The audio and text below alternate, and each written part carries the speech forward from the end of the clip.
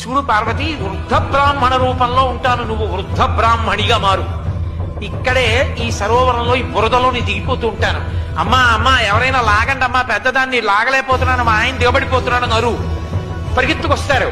పాపం లేని వాళ్ళు లాగండి నన్ను. ఎవరు పాపం లేదని నన్ను లాగుతాడో చూడు.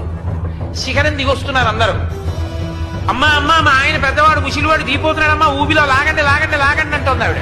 ఒక్కొక్కళ్ళు వస్తున్నారు, చేయబట్టుకోబోతున్నారు. అమ్మ మీకు పాపం లేకపోతే లాగండి అంది ఆవిడ. అయ్యో లేకపోవడం ఏంటమ్మా, ఎందుకు వచ్చిన కూడా మురిగిపోతాడేమో ముసలాయనలే, ఇంకో కొత్త పాపం ఉంటే విడిపోతాడు. ఒక వేసి వచ్చింది కిందకి దిగి, ఆవిడ చేయి పట్టి లాగబోతోంది. పాపం లేకపోతేనే ముట్టుకోమా ఆయన్ని. నాకు లేదు పాపం. వేశ్యవిగా పాపం లేకపోవడం ఏంటి? నీకన్నా పాపాత్మురాలు ఎవరుంటారు?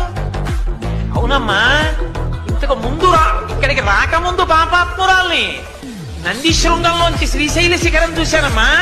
మోక్షానికి అర్హురాలంటే పాపం లేదు పుణ్యం లేదు నాకు, ఇంకా నాకు పాపం ఏదమ్మా, అందుకు లాగుతానని లాగింది, వెళ్ళిపోయింది మోక్షానికి. అది విశ్వాసం పార్వతి.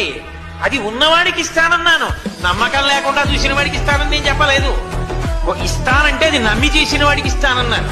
కాబట్టి నమ్మకం ప్రధానం.